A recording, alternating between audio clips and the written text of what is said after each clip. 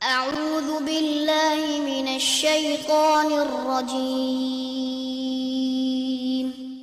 بسم الله الرحمن الرحيم الحمد للہ رب العالمین والصلاة والسلام علی نبینا محمد وعلی آلہ وصحبہ اجمعین اما بعد۔ آج ہم آغاز کریں گے سورہ بقرہ آیت نمبر 282 سے 282، اور اس آیت کو کہتے ہیں آیت الدین، ادھار والی آیت، قرض والی آیت، جس میں تذکرہ ہے قرض کے احکام کا، ادھار کے احکام کا۔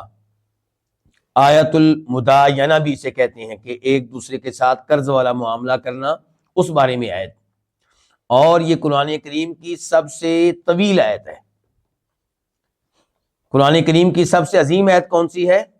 آیت الکرسی۔ شان کے لحاظ سے، مقام کے لحاظ سے آیت الکرسی ہے، لیکن طوالت کے اعتبار سے، لمبائی کے اعتبار سے یہ آیت قرآن کریم کی سب سے لمبی آیت ہے۔ اور قرآن کریم کی سب سے مختصر آیت کون سی ہے؟ ثم نظر، سورہ مدثر میں ثم نظر، وہ سب سے مختصر آیت ہے۔ تو اللہ رب العزت نے اس آیت میں ہمیں یہ احکام دیے ہیں کہ جب آپ کا معاملہ قرض پہ مبنی ہے، ادھار پہ مبنی ہے، تو پھر معاملے کو تحریری شکل دی جائے، لکھا جائے۔ دوسرے نمبر پہ اس پہ کچھ لوگوں کو گواہ بنا لیا جائے۔ تیسرے نمبر پہ یہ کہ اس کی مدت مقرر ہونی چاہیے کہ یہ قرض کب واپس ملے گا، یہ ادھار کب واپس ملے گا۔ تو یہی اس آیت کا موضوع ہے۔ اللہ کا نام لے کے ہم پڑھتے ہیں، اور اس سے اندازہ لگائیے کہ ہمارا دین کتنا عظیم دین ہے، اس نے ہمارا کتنا خیال رکھا ہے۔ یہ آداب اور یہ احکام صرف اس لیے تاکہ ہمارے آپس میں اختلافات نہ ہوں، جھگڑے نہ ہوں، کل کو کورٹ میں نہ جانا پڑے، کل کو معاملہ قتل تک نہ پہنچے، اور اس قسم کی ساری قباحتوں سے بچنے کے لیے ہم پہ واجب ہے کہ ہم شریعت کے احکام کی پاسداری کریں۔ اللہ تعالیٰ فرماتے ہیں یا ایھا الذین آمنوا، اے وہ لوگوں جو ایمان لائے ہیں، یعنی کہ اے ایمان والو، کس چیز پہ ایمان؟ ہر اس چیز پہ جس پہ ایمان لانا ضروری ہے۔ یہاں پہ یہ الفاظ لانے کا مطلب کیا ہے، مقصود کیا ہے اس سے؟ کہ اگر تم واقعی مومن ہو، تمہارا دعویٰ یہ ہے کہ ہم مومن ہیں، مومن ہو تو اللہ کی باتیں مانو جو اللہ بھی آگے بیان کر رہے ہیں، جو اللہ حکم ابھی دے رہے ہیں ان کے اوپر عمل کرو۔ پھر تو یا ایھا الذین آمنوا، اے ایمان والو، اذا جب تداینتم، تم آپس میں معاملہ کرو، بدین، ادھار پہ، با الگ ہے، دین الگ ہے۔ دین کس کو کہتے ہیں؟ ادھار کو۔ ایک لفظ ہوتا ہے قرض اور ایک لفظ ہوتا ہے دین، دونوں میں تھوڑا سا فرق ہے۔ کیا فرق ہے؟ کہ دین لفظ زیادہ وسیع ہے، دین لفظ میں قرض بھی داخل ہے۔ دین کس کو کہتے ہیں؟ ہر وہ چیز، ہر وہ مال جو آپ کے ذمے ہے۔ اچھا، آپ کے ذمے کیوں ہے؟ ہو سکتا ہے آپ نے مجھ سے گاڑی خریدی ہو، اس لیے آپ کے ذمے ہے، یعنی گاڑی آپ نے لے لی اور مجھے اس کی قیمت ابھی تک نہیں دی، تو وہ آپ کے ذمے کیا ہے؟ دین ہے۔ اور ہو سکتا ہے کہ آپ میری گاڑی پہ بیٹھے ہو اس لیے کہ آپ مجھے رینٹ دیں گے، کرایہ دیں گے، اجرت دیں گے، ابھی تک آپ نے مجھے دی نہیں ہے، تو یہ آپ کے ذمے کیا ہے؟ دین ہے۔ اور ہو سکتا ہے کہ باقاعدہ آپ نے مجھ سے قرض مانگا ہو اور میں نے آپ کو دیا ہو، تو یہ بھی دین ہے۔ تو قرض کا جو مفہوم ہے وہ ذرا تھوڑا سا محدود ہے، اور لفظ دین کا وسیع مفہوم جو ہے وہ وسیع ہے۔ تو فرمایا یا ایھا الذین آمنوا، اے وہ لوگ جو ایمان لائے ہو، اذا تداینتم، جب تم آپس میں معاملہ کرو، بدین، ادھار پہ، الی اجل مسمی، وقت مقررہ تک۔ اجل کا معنی وقت، مسمی مقررہ، یعنی کہ وقت طے ہو، طے شدہ۔ فاکتبوہ، یہ اذا کا جواب ہے، تو فا کا معنی تو، اکتبو، تم لکھ لو، ہو، اس کو، کس کو؟ اس معاملے کو، اس دین کو لکھ لو۔ طے ہو جانا چاہیے کہ کتنا فلاں آدمی نے آپ کا دین دینا ہے، قرض دینا ہے، اور کب دے گا، واپس کرے گا، کب دے گا آپ کو، یہ سب کچھ لکھا ہونا چاہیے۔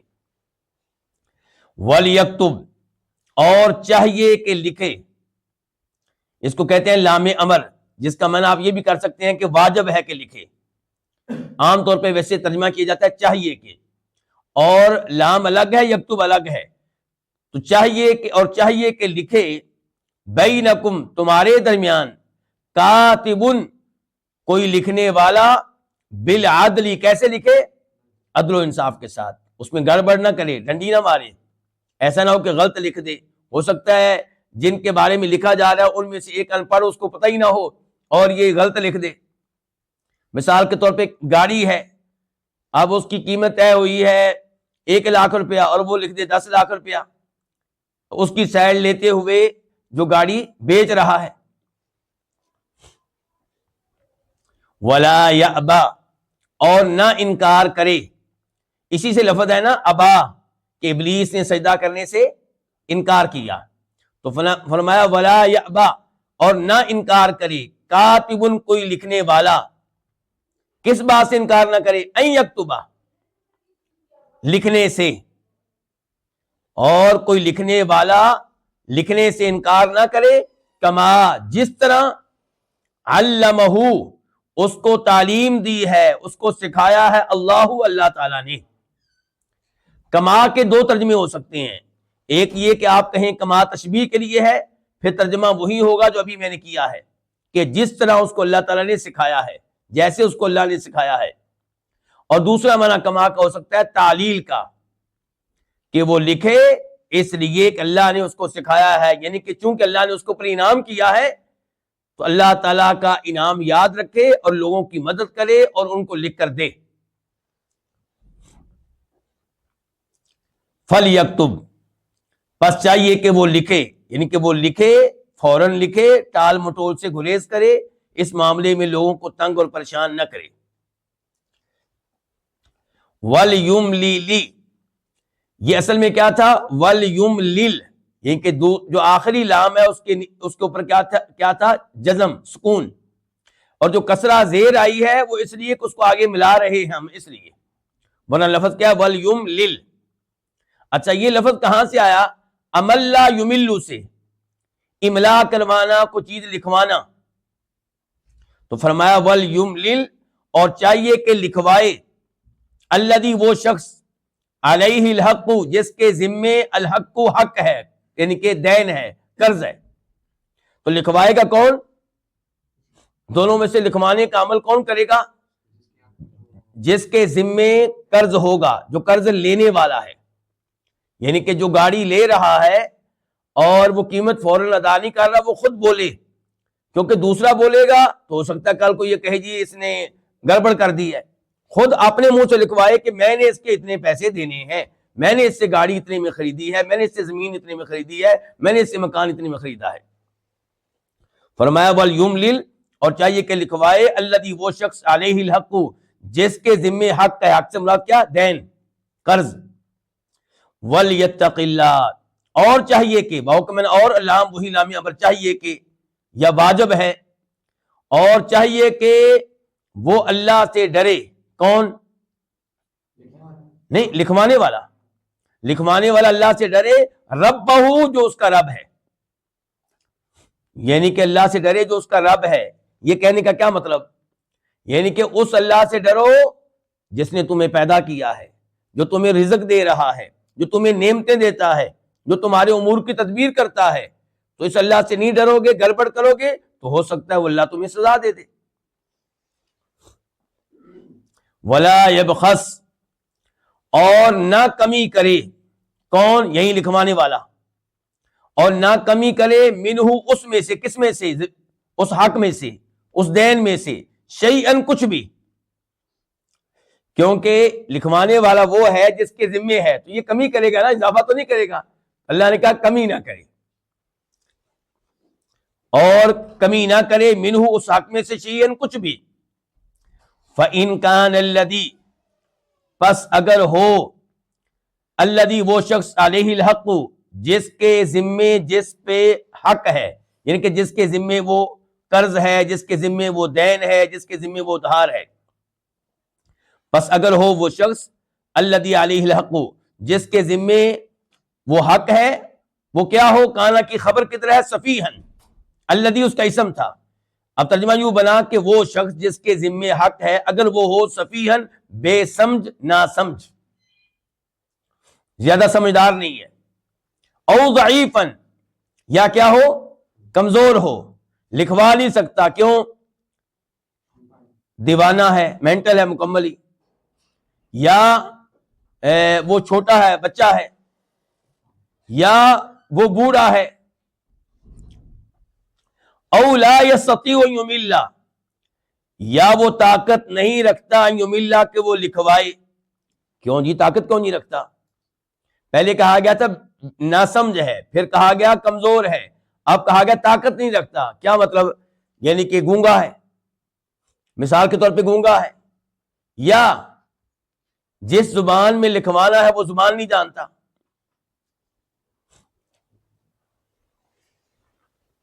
جیسا کہ آج کل ہمارا واسطہ پڑا ہوا ہے کن لوگوں سے جو انگلش میں لکھتے ہیں، اور لکھوانے والا بیچارہ وہ صحیح معنی میں اردو بھی نہیں جانتا.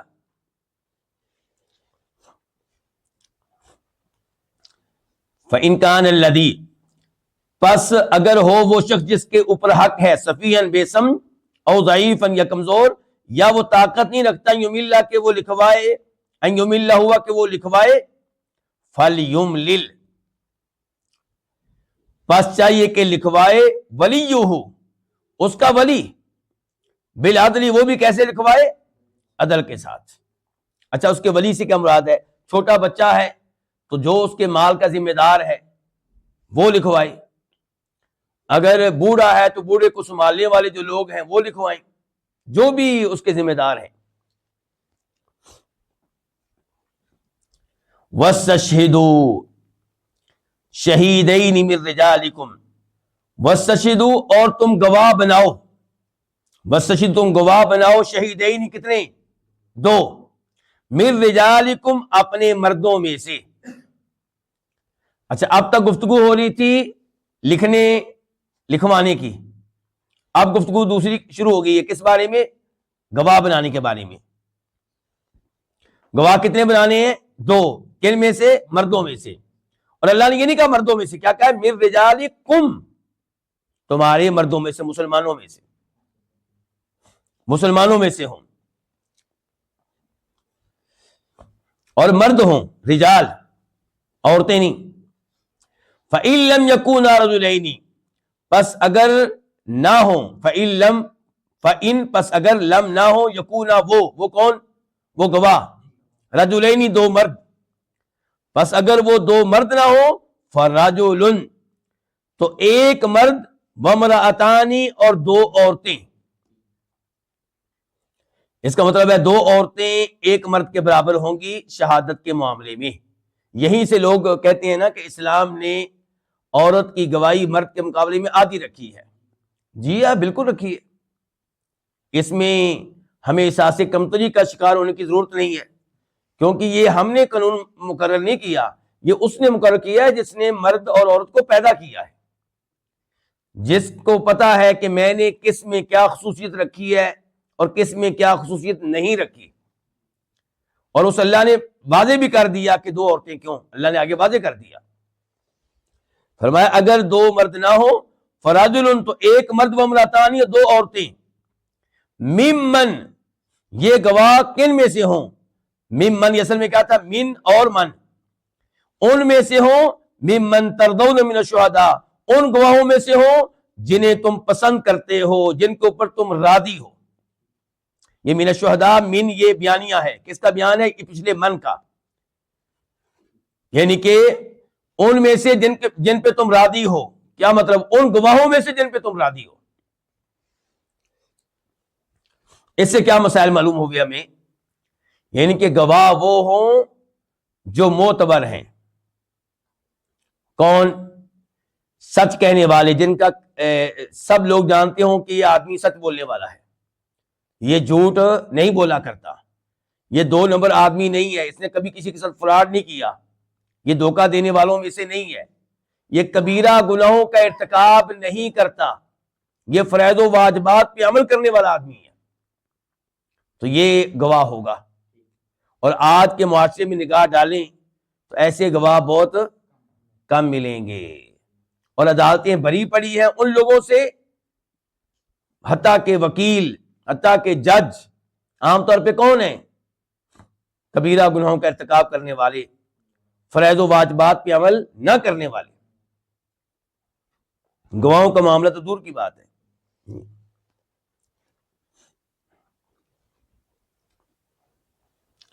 اچھا، یہ کیوں کہا اللہ تعالیٰ نے 2 مرد نہ ہو تو 1 مرد 2 عورتیں؟ اب اس کی وجہ آ گئی، ان تضل احداہما، یہ ان تضل مفعول لہو ہے، مفعول لاجلہ ہے، یہاں وجہ بیان کی جا رہی ہے، اس لیے کہ ان اصل میں کیا ہوگا؟ لأن، اس لیے کہ تضل احداہما، کہ بھول جائے، تضل کا معنی کیا؟ بھول جائے، احداہما ان میں سے ایک، فتذکرہ تو یاد کرا دے، احداہما ان میں سے ایک، الاخری دوسری کو، پھر دوسری کو بھی یاد آ جائے گی شہادت۔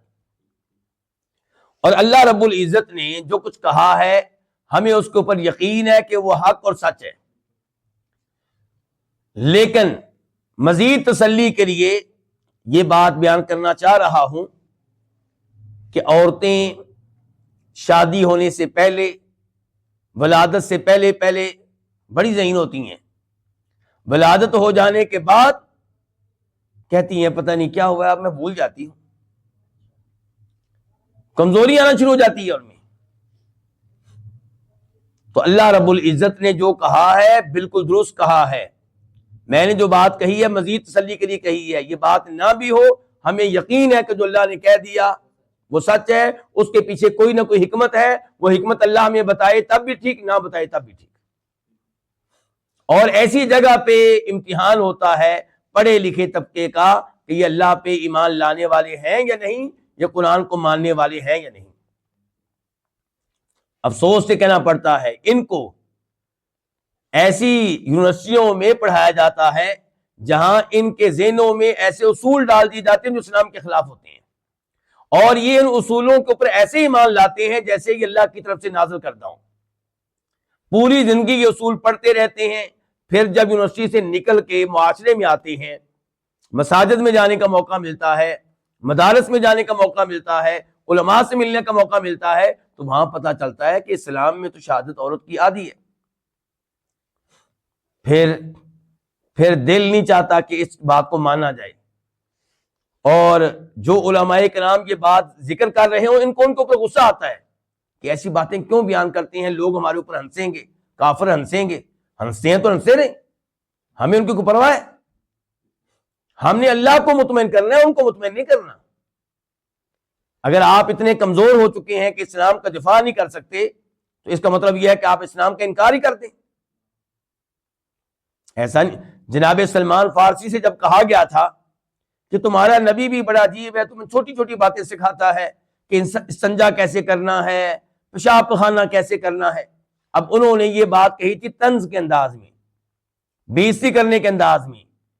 جناب سلمان فارسی نے بڑے فخر سے کہا بالکل ہمارے نبی نے ہمیں استنجا کرنے کا طریقہ سکھایا ہے، آپ نے بتایا ہے کہ 3 سے کم پتھر استعمال نہیں کرنے استنجا میں، آپ نے بتایا استنجا میں دایاں ہاتھ نہیں بلکہ بایاں ہاتھ استعمال کرنا ہے، اور آپ نے بتایا ہے کہ کون کون سی چیزوں سے استنجا کرنا جائز نہیں ہے۔ تو کہنے کا مطلب یہ کہ اس انداز سے ہمیں گفتگو کرنی چاہیے، لیکن یہاں پہ یہ بات ذہن میں رہے کہ اللہ تعالیٰ نے کئی امور میں، جن امور میں عورتوں کی دلچسپی ہوتی ہے، وہاں پہ ایک عورت کی شہادت کو بھی قبول کیا ہے، ایک عورت کی، دودھ پینے کے معاملات میں، ولادت کے معاملات میں کس کی بات مانی جاتی ہے؟ عورت کی بات مانی جاتی ہے، اور ایسے امور میں بسا اوقات ایک عورت کی بات بھی شریعت تسلیم کرتی ہے، کورٹ تسلیم کرے گی۔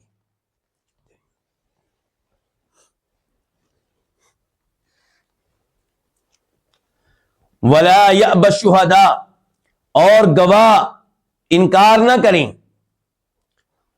اذا ما جب بھی، اذا کا معنی جب اور ما زائدہ آ گیا تو معنی کیا ہو گیا؟ جب بھی، دعو انہیں بلایا جائے، انہیں طلب کیا جائے، یعنی کہ جو گواہ بنے ہیں یہ گواہ کل کو ان کی ضرورت پڑے عدالت میں تو یہ عدالت میں آنے سے انکار نہ کرے، بلکہ ان کی ذمہ داری ہے کہ وہاں پہنچے اور شہادت دیں اور حق ادا کریں۔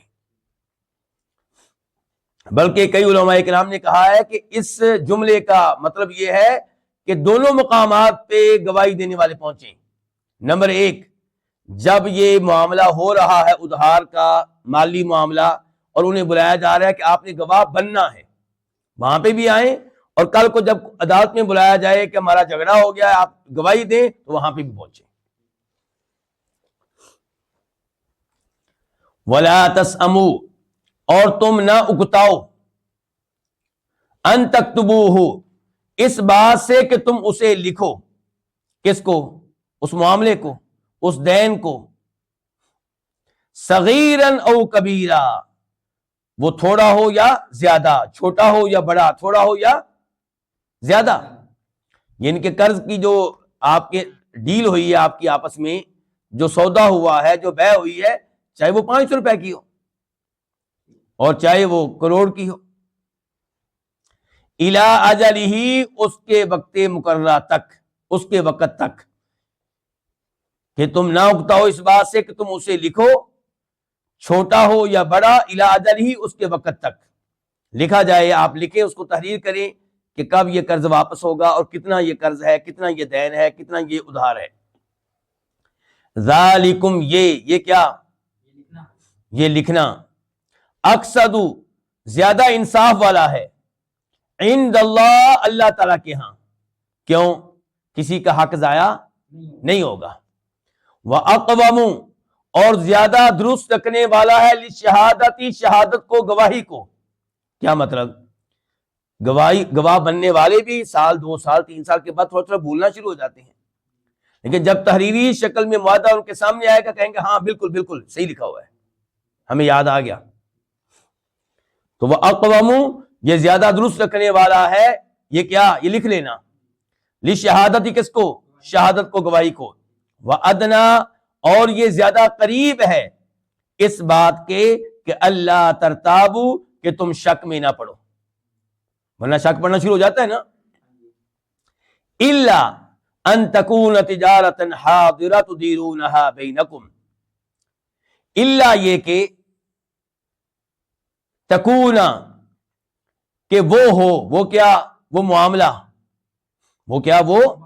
وہ معاملہ، وہ سودا، الا یہ کہ وہ ہو تجارتن، ایسی تجارت، حاضرتن، جو ہاتھوں ہاتھ ہو، تدیرونہا، تم اس کو لیتے دیتے ہو، بینکم، آپس میں، فلیس علیکم جناح، تو تمہارے اوپر کوئی گناہ نہیں ہے، اللہ تکتبوہا، کہ تم اسے نہ لکھو۔ جتنی گفتگو ہو رہی تھی قرض کے بارے میں ہو رہی تھی نا، تو اللہ تعالیٰ کہنے اگر ایک ہاتھ سے دے رہے ہیں ایک ہاتھ سے لے رہے ہیں تو پھر آپ لکھنے اچھی بات ہے، نہ لکھیں پھر گناہ نہیں ہے، واجب نہیں ہے، ضروری نہیں ہے۔ اب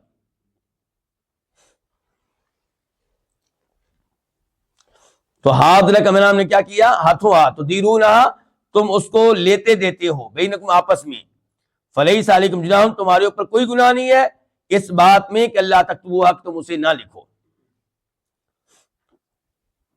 وَأَشْهِدُوا، اور تم گواہ بناؤ، اذا تبایعتم، جب تم آپس میں بیع کرو، جب تم آپس میں سودا کرو۔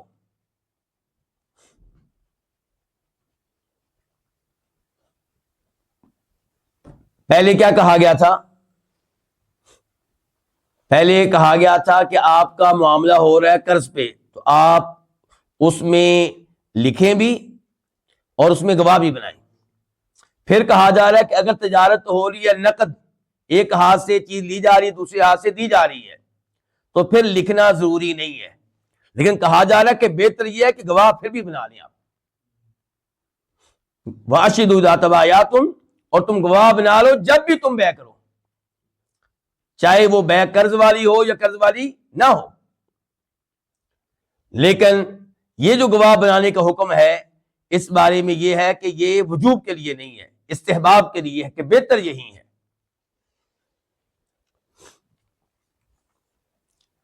ولا یضار کاتب ولا شہید، ولا یضار اور نہ نقصان دیا جائے، نہ نقصان پہنچایا جائے، کاتب کسی لکھنے والے کو، ولا شہید اور نہ ہی کسی شہادت دینے والے کو، گواہی دینے والے کو۔ اس کا کیا مطلب ہے؟ لکھنے والا لکھتے ہوئے آپ کے ساتھ تعاون کر رہے ہیں، گواہ بننے والا وہ بھی آپ کے ساتھ تعاون کر رہے ہیں، اور آپ ان کو تنگ کریں، ایسا نہیں ہونا چاہیے۔ مثال کے طور پہ لکھنے والے سے مطالبہ کیا جائے غلط لکھنے کا، گواہی دینے والے سے مطالبہ کیا جائے غلط گواہی دینے کا، یا لکھنے والے کو اس وقت بلایا جائے جب وہ نہ آ سکتا ہو، اس کی انتہائی کو مشغولیت ہو، شہادت دینے والے کو اس وقت بلایا جائے جب وقت غیر مناسب ہو، یا ایسی جگہ بلایا جائے جہاں جانا اس کے لیے ممکن نہیں ہے۔ آپ ایک آدمی کو 1000 کلومیٹر دور بلا رہے ہیں اور اس کو ٹکٹ بھی نہیں دے رہے، یا ٹکٹ دے رہے ہیں تو اس کو کہتے ہیں آپ بس پہ آ جائیں۔ تو کہنے کا مطلب یہ ہے کہ اس کو نقصان نہیں ہونا چاہیے۔ اور یہ جو ترجمہ میں نے کیا ہے یہ تب ہے جب آپ لا یضار کو فعل مجہول پڑھیں گے،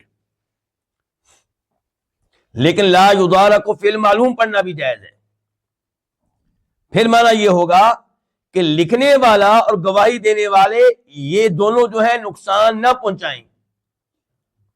کس کو؟ جن کا معاملہ ہے ان کو، صاحب حق کو، مقروض کو، جس کے اوپر قرض ہے۔ ایسا نہ ہو کہ جناب یہ غلط لکھ دیں اپنی طرف سے، ایسا نہ ہو کہ گواہی دینے والا غلط گواہی دے۔ تو یہ قرآن کریم کا اعجاز ہے کہ دونوں طرح پڑھنا ٹھیک ہے اور دونوں معنی بالکل ٹھیک ہے۔ شریعت کا تقاضا دونوں چیزیں ہیں کہ نہ لکھنے والے کو نقصان پہنچے، نہ شہادت دینے والے کو نقصان پہنچے، اور نہ وہ دونوں نقصان پہنچائیں ان کو جن کا معاملہ ہے۔ کیونکہ ولا یضار یہ اصل میں کیا ہوگا؟ یا تو ہوگا لا یضارر یا لا یضارر۔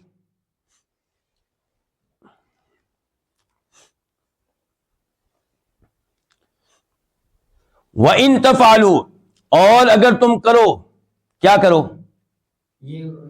نقصان پہنچاؤ، اگر تم نقصان پہنچاؤ گے۔ وَإِن تَفْعَلُوا اگر تم کرو، فَإِنَّهُ تو بے شک یہ، فسوق بہت بڑا گناہ ہے۔ بہت بڑا کس کا؟ تنوین کا۔ تو بے شک یہ بڑا گناہ ہے، بکم تم پہ، تم میں۔ تو پھر یہ کہ چھوٹا جرم نہیں ہوگا، تمہارے کھاتے میں، تمہارے نامہ اعمال میں یہ بہت بڑا گناہ ہوگا۔ واتقوا اللہ اور تم اللہ سے ڈرو، نقصان پہنچاتے ہوئے اللہ سے ڈرو، نقصان نہیں پہنچانا۔ وَيُعَلِّمُكُمُ اللَّهُ اور اللہ تعالیٰ تمہیں سکھاتا ہے، تمہیں تعلیم دیتا ہے۔ اللہ نے سکھایا نا، یہاں پہ کیا سکھایا ہے؟ اللہ نے ہمیں طریقہ سکھایا ہے آپس میں اختلافات سے بچنے کا، کہ جب آپ کا معاملہ ادھار پہ ہے، قرض پہ ہے، آپ اسے لکھیں، آپ اس پہ گواہ بنائیں۔ پھر اللہ تعالیٰ نے یہ بھی ہمیں آداب سکھائے کہ لکھنے والے کو نقصان نہ پہنچاؤ، گواہی دینے والے کو نقصان نہ پہنچاؤ۔ گواہوں سے کہا گیا جب تمہیں بلایا جائے آنے سے انکار نہ کرو۔ یہ ساری تعلیمات اللہ دے رہا ہے، اور یہ ساری تعلیمات میرے اور آپ کے فائدے کے لیے۔ کتنا اللہ کا احسان ہے۔ واللہ بکل شیء علیم اور اللہ تعالی ہر چیز کو اچھی طرح جاننے والا ہے، ہر چیز کو اچھی طرح جاننے والا۔ پتہ چلا کوئی بھی چیز اللہ تعالیٰ کے علم سے باہر نہیں ہے۔ اب آیت نمبر 283 283 وَإِن اور اگر کنتم تم ہو علی سفرن کسی سفر پہ۔ پہلے عام اصول بتائے گئے، اب یہ معاملہ سامنے آیا کہ اگر یہ صورتحال پیدا ہو جائے کسی سفر میں، سفر میں آپ کسی سے بیع کر رہے ہیں، کسی کے ساتھ سودا کر رہے ہیں، معاملہ کر رہے ہیں، تو ممکن ہے کہ وہاں پہ کاتب نہ ملے، ممکن ہے کاتب مل جائے تو قلم دوات نہ ملے، تو پھر کیا ہوگا؟ فرمایا وَإِن كُنتُمْ عَلَىٰ سفر اور اگر تم کسی سفر پہ ہو، وَلَمْ تَجِدُوا اور تم نہ پاؤ، کاتباً کسی لکھنے والے کو، فَرِحَانٌ مَقْبُوضَةٌ تو ریحان ایسی گروی ہوگی مقبوضہ جو قبضہ میں لے لی جائے، ایسی سیکورٹی ہوگی جو قبضہ میں لے لی جائے، ایسی چیز ہونی چاہیے جس کو بطور گروی رکھا جائے۔ کیا سمجھیں آپ اس سے؟ یعنی کہ دوران سفر مجھ سے کسی نے قرض مانگا ہے، اب لکھنے والا کوئی نہیں ہے، یا لکھنے والا ہے تو لکھنے کے لیے کاغذ نہیں ہے، لکھنے کے لیے قلم نہیں ہے، لکھنے کے لیے سیاہی نہیں ہے، اب کیا کیا جائے؟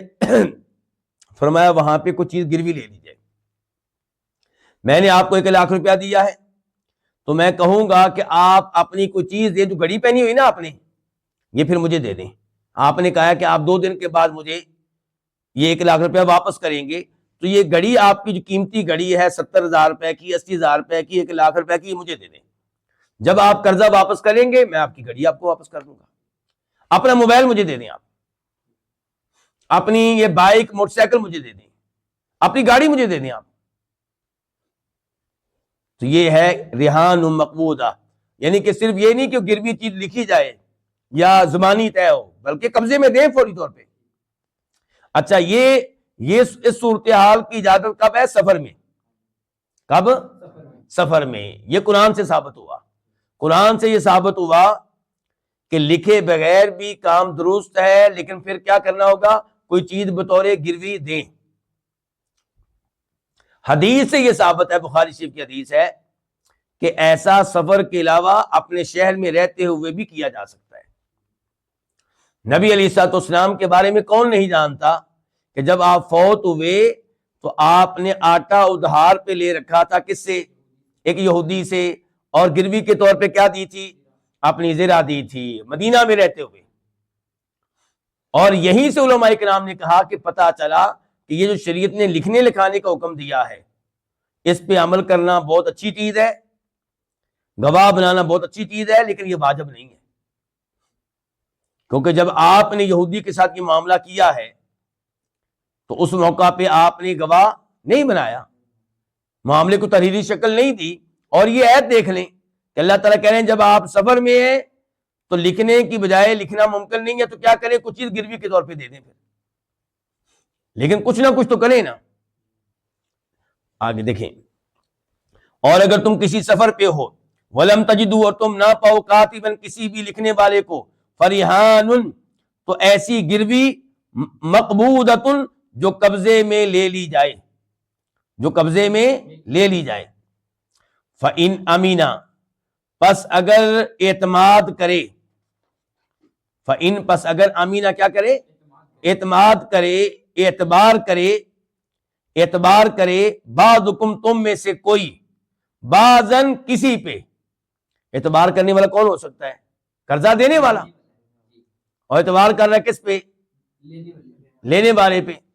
پس اگر تم میں سے کوئی کسی پہ اعتبار کرے، فَلْيُؤَدِّ، پس چاہیے کہ ادا کرے۔ فاق میں نہ پس، لام وہی لام امر، چاہیے کہ، یا کہہ لیں واجب ہے، ضروری ہے، پس چاہیے کہ ادا کرے، الذی، وہ شخص، اؤتمن، جس پہ اعتبار کیا گیا ہے، یعنی کہ جو قرض لینے والا ہے، پس چاہیے کہ ادا کرے وہ شخص جس پہ اعتبار کیا گیا ہے، امانتہ، اس کی امانت کو۔ واضح ہے؟ تو اس سے بھی کیا پتا چلا اس جملے سے کہ لکھنا لکھانا ضروری ہے کہ نہیں؟ اعتبار کیا جی، نہ گواہ بلائے، نہ تحریری شکل دی، نہ گروی کا معاملہ ہوا۔ تو اس سے پتا چلا کہ پہلے جو جتنے بھی آداب تھے وہ ان پہ عمل کرنا افضل ہے، بہتر ہے، جھگڑے نہیں ہوں گے، اور اگر آپ عمل نہیں کریں گے تو جھگڑے ہونے کا خطرہ ہے، آگے معاملہ آپ پہ ہے۔ کئی لوگ کہتے ہیں نہیں جی، اگر میں نے اس کو کہہ دیا کہ گواہ لے کر آؤ یا لکھتے ہیں تو اس کا دل ٹوٹ جائے گا۔ بھئی اگر نہیں لکھیں گے تو 1-2 سال کے بعد آپ کے دل بھی ٹوٹیں گے، کچھ اور بھی ٹوٹے گا، ہاں جی، دانت بھی ٹوٹیں گے، ٹھیک ہے، معاملہ پسٹل تک جائے گا، کورٹ میں جائیں گے۔ تو اس لیے تاکہ محبتیں باقی رہیں، تعلقات صاف ستھرے رہیں، جب بھی آپ کسی کو قرض دیں، کوئی معاملہ کیا کریں، اس کو لکھ لیا کریں، گواہ بنا لیا کریں، شرمانے کی ضرورت نہیں ہے، ورنہ بعد میں کام خراب ہوگا۔ وَلْيَتَّقِ اللَّهَ، اور چاہیے کہ یہ بھی لام امر ہے، سمجھ گئے نا آپ لام امر کو، یعنی کہ امر آرڈر والا لام، اس کا معنی آپ کہہ سکتے ہیں کہ واجب ہے، یا آپ کہیں چاہیے، اور چاہیے کہ یتق اللہ، وہ ڈرے اللہ تعالیٰ سے، کون؟ قرضہ لینے والا، جس پہ اعتماد کیا گیا ہے، چاہیے کہ وہ اللہ سے ڈرے، ربہ، جو اس کا رب ہے۔ اچھا یہ کیوں کہا اللہ سے ڈرے جو اس کا رب ہے؟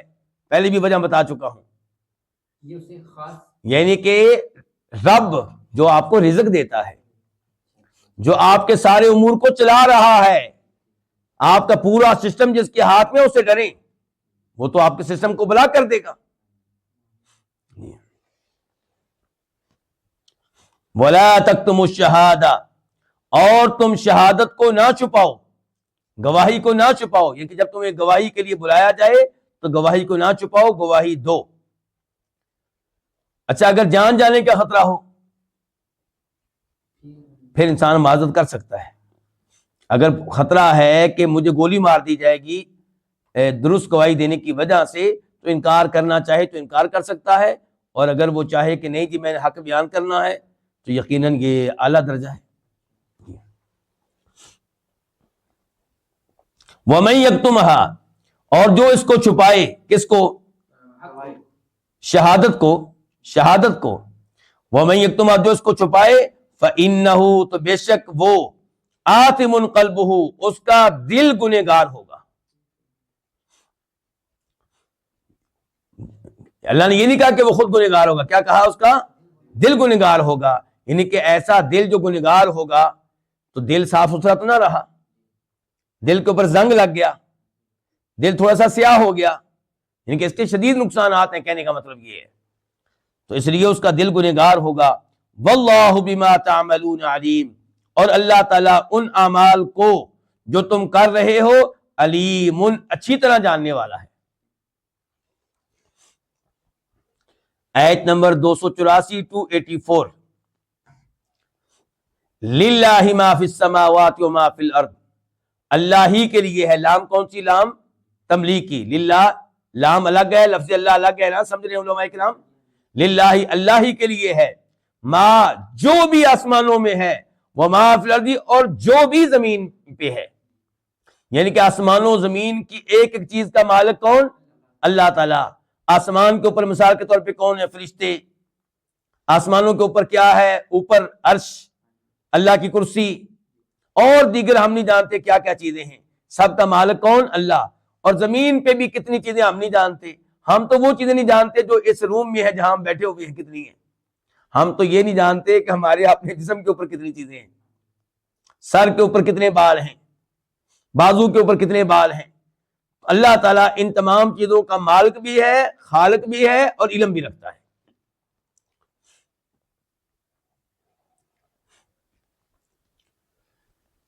وَإِن تُبْدُوا مَا فِي أَنفُسِكُمْ أَوْ تُخْفُوهُ يُحَاسِبْكُمْ بِهِ اللَّهُ، وَإِن، اور اگر، تبدو، ابدا یبدی سے ہے یہ، اور اگر تم ظاہر کرو،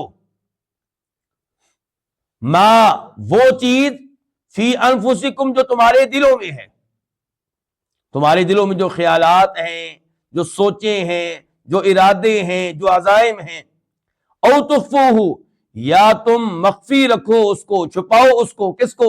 جو تمہارے دلوں میں ہے، یحاسبکم، تمہارا محاسبہ کرے گا، بہی، اس پہ، اللہ، اللہ تعالی۔ ہاں جی، کیا ہوا؟ سر پکڑ کر بیٹھ گئے سعود آپ تو۔ حدیث میں کیا آیا ہے؟ جب تک میرا امتی کے بارے میں سوچے گا، جب تک اس پہ عمل نہیں کرے گا، تب تک اسے گناہ نہیں ہوگا۔ اللہ آپ کو ذائقہ خیر دے۔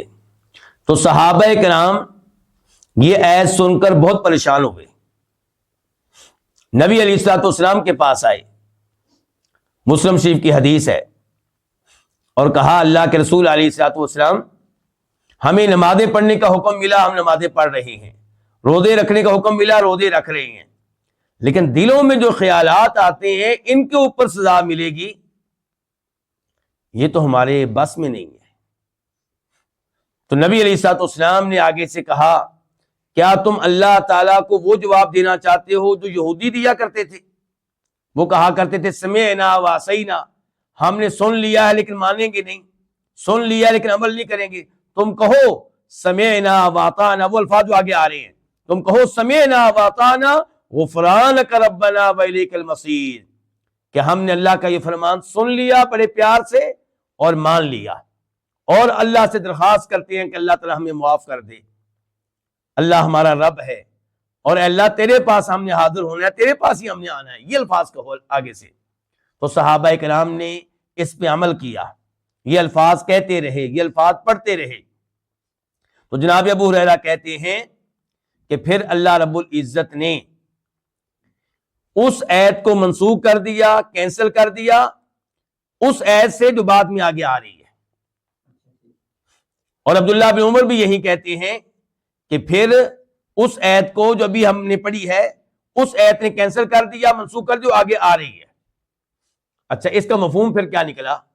ذرا میں توجہ چاہوں گا آپ کی یہاں پہ، یہ باریک مسئلہ ہے۔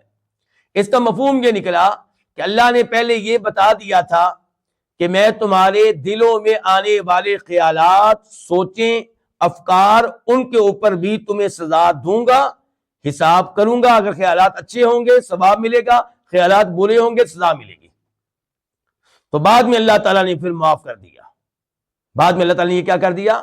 معاف کر دیا، کہہ کر کہ لا یکلف اللہ نفسا الا وسعها، اللہ تعالیٰ کسی بھی انسان کو اس چیز کا مکلف نہیں بناتا، پابند نہیں کرتا جو اس کی طاقت میں نہ ہو۔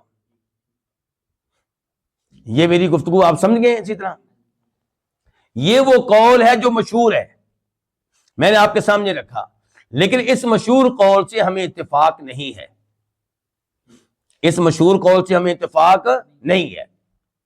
ہم یہاں پہ چلتے ہیں امام ابن تیمیہ رحمہ اللہ کے پاس، ہم یہاں پہ چلتے ہیں امام ابن القیم رحمہ اللہ کے پاس، تو وہ ہمیں بتاتے ہیں کہ نسخ کا جو لفظ ہے، ناسخ منسوخ کا، اس کا کوئی ایک معنی نہیں ہے صحابہ کرام کے ہاں۔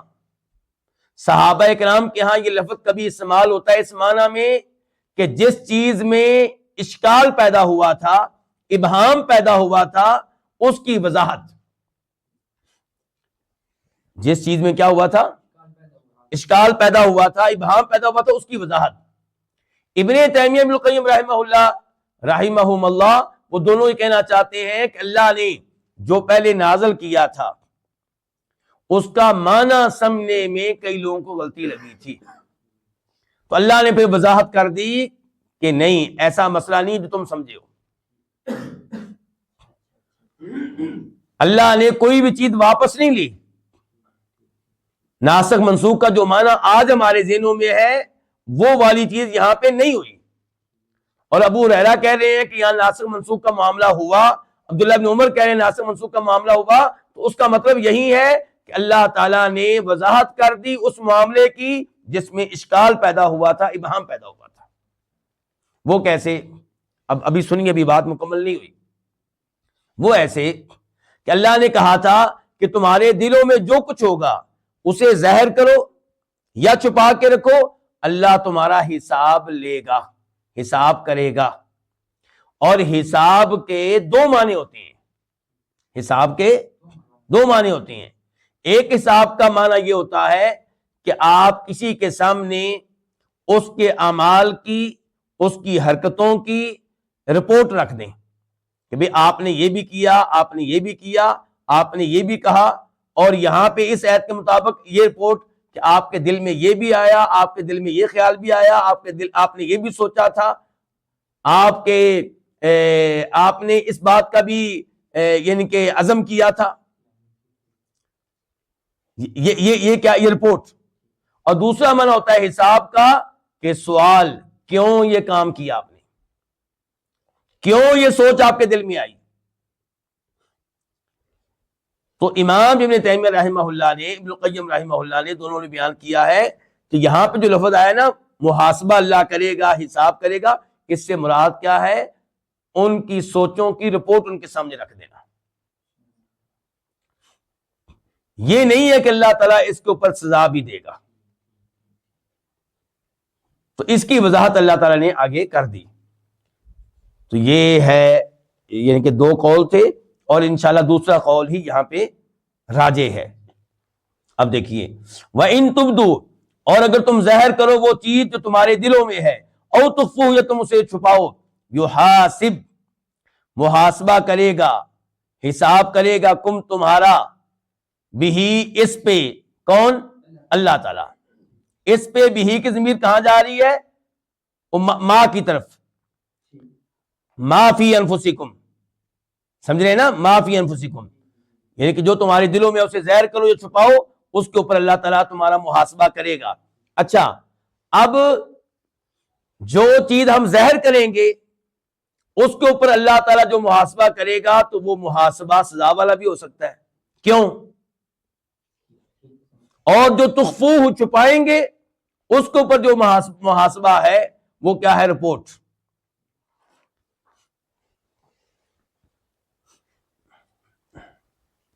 فَيَغْفِرُ، اللہ تعالیٰ کہتے ہیں تو وہ بخش دے گا، لِمَن یشاء، اس کو جسے وہ چاہے گا، اور عذاب دے گا جسے چاہے گا. اچھا، یہ بخشنا اور عذاب دینا یہ کس چیز کے اوپر ہوگا؟ نمبر ایک، ان چیزوں پہ جو آپ ظاہر کر دیں گے. اپنے خیالات کو اگر آپ ظاہر کر دیں گے، اپنے خیالات کو اگر آپ عملی شکل دیں گے، تو پھر اللہ تعالیٰ یا تو معاف کر دے گا یا عذاب دے گا. دوسرے نمبر پہ یہ بات بھی ذہن میں رہے کہ دل میں جس خیال کو، جس سوچ کو آپ پختہ کر دیں، اس کو اپنا عقیدہ بنا لیں، تو اس کے اوپر بھی حساب ہوگا.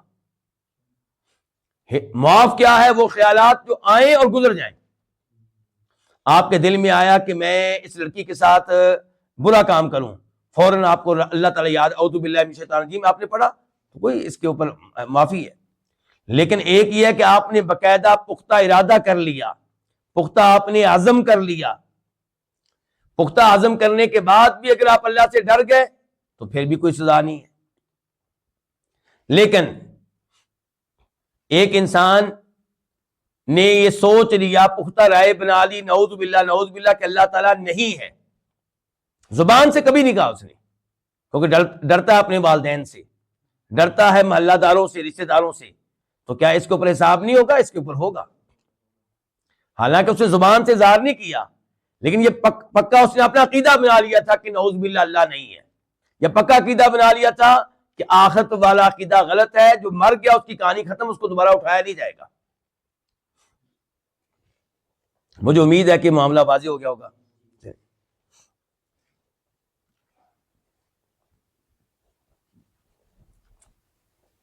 واللہ، اور اللہ تعالیٰ، علی کل شیء، ہر چیز پہ، قدیر، اچھی طرح قدرت رکھنے والا ہے. کوئی بھی چیز اللہ کی قدرت سے باہر نہیں ہے. مثال کے طور پہ آپ کے دل میں آنے والے خیالات اگر آپ سمجھتے ہیں کہ ان کی رپورٹ نہیں بن سکتی،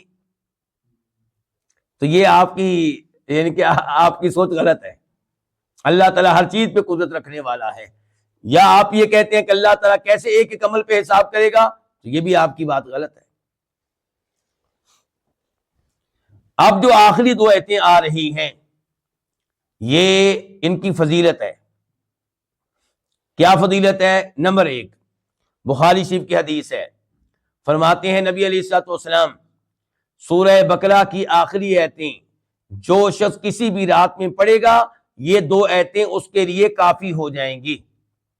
اچھا، کافی ہو جائیں گی، اس کا کیا مطلب ہے؟ علماء کرام نے کہا اس کا مطلب یہ ہے کہ اس کو ہر شر سے محفوظ رکھیں گی.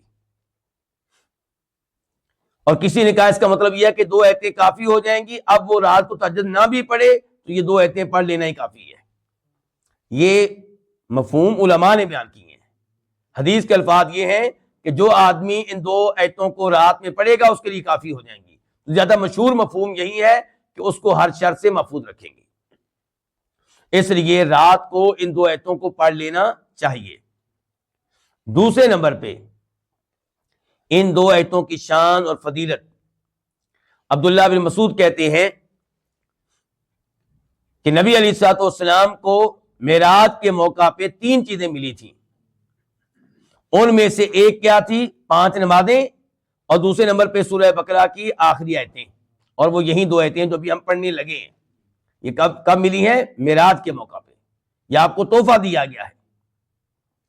تیسری حدیث وہ بھی امام مسلم روایت کرتے ہیں، راوی عبداللہ بن عباس رضی اللہ تعالی عنہما، کہ نبی علیہ الصلوۃ والسلام تشریف فرما تھے کہ جبریل علیہ السلام بھی آپ کے پاس تھے.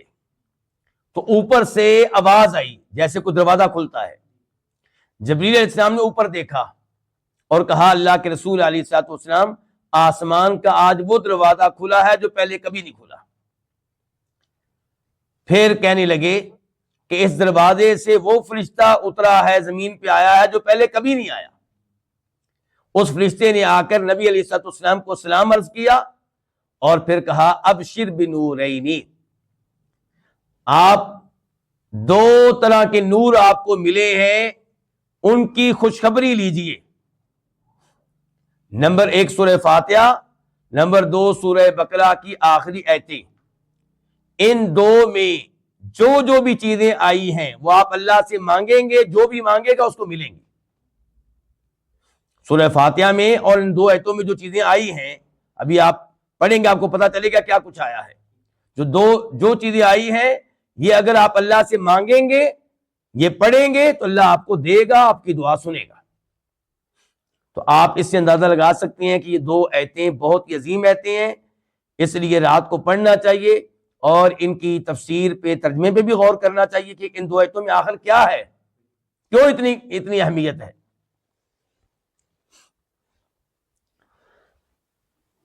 آمن الرسول، یہ رسول ایمان لا چکے. یہ کس کا معنی ہے؟ ال جو ہے للعہدی، یہ رسول سے مراد ہمارے نبی جناب محمد صلی اللہ علیہ وسلم.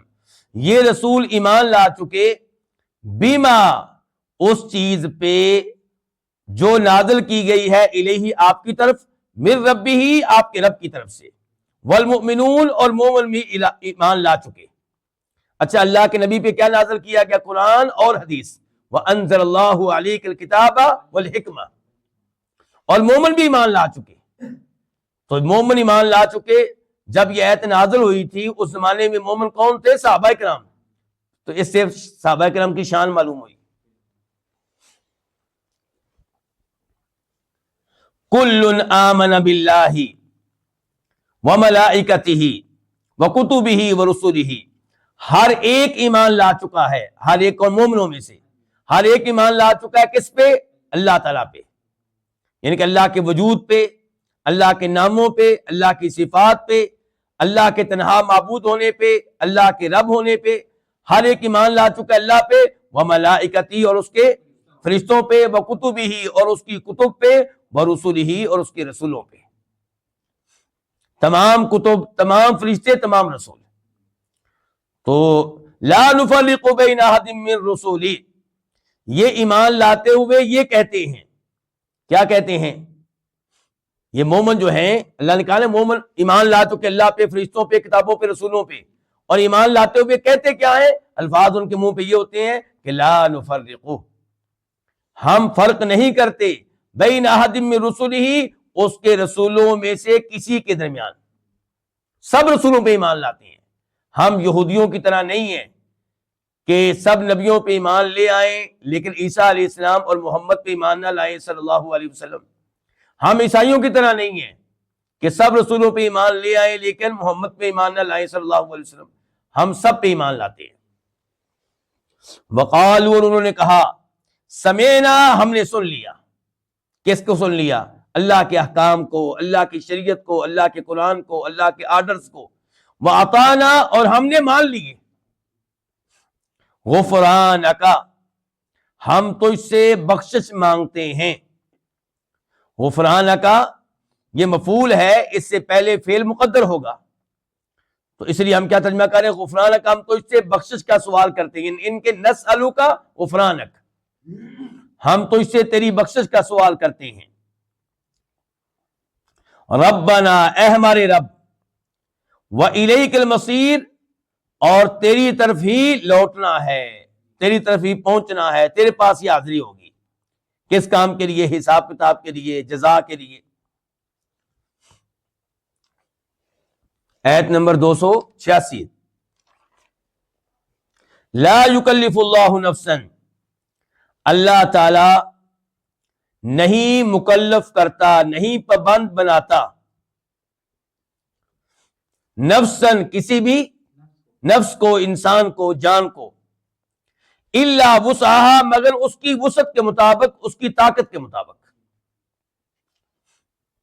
تو گویا کہ اس آیت نے واضح کر دیا کہ ہم نے اوپر کی آیت میں جو کچھ کہا تھا یہ وہی ہے جو انسان کی طاقت میں ہے، وہ نہیں ہے جو انسان کی طاقت میں نہیں ہے۔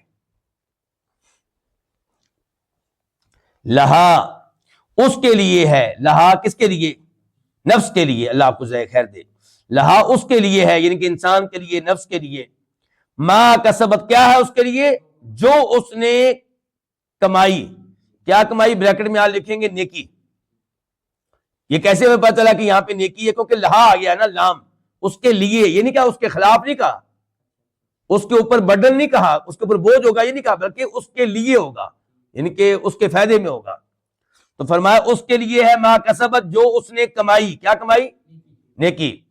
وعلیہا اور اس کے اوپر ہوگا مکتسبت جو اس نے کمائی برائی، یعنی کہ اگر نیکی کرے گا تو اپنے فائدے کے لیے، برے اعمال سر انجام دے گا، ان کا ارتکاب کرے گا تو نقصان اپنے آپ کو دے گا، سزا بھگتنی پڑے گی۔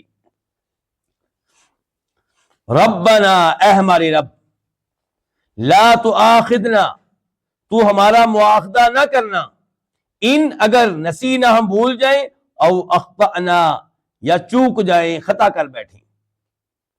یہ دعا ہے نا، اور فرشتے نے کیا کہا تھا کہ سورہ بقرہ کی آخری دو آیتوں میں جو کچھ بھی آپ مانگیں گے آپ کو ملے گا۔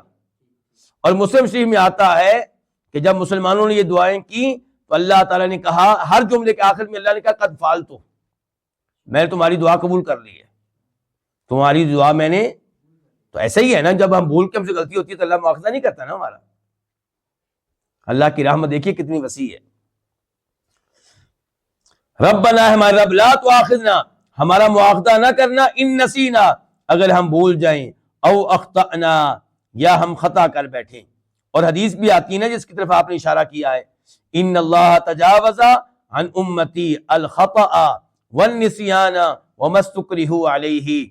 آپ علیہ السلام فرماتے ہیں اللہ نے میری امت سے درگزر کیا ہے، میری امت کو معاف کر دیا، کیا بھول جانا، خطا کر بیٹھنا، اور وہ غلطیاں جو اس وجہ سے ہوں کہ ان کے اوپر زبردستی کی جا رہی ہے، پسٹل رکھ دیا کسی نے، تو اللہ نے نسیان بھولنا بھی معاف کر دیا، خطا بھی معاف کر دی، اور جو زبردستی کی جائے ہمارے اوپر گناہ کر بیٹھے وہ بھی معاف کر دیا۔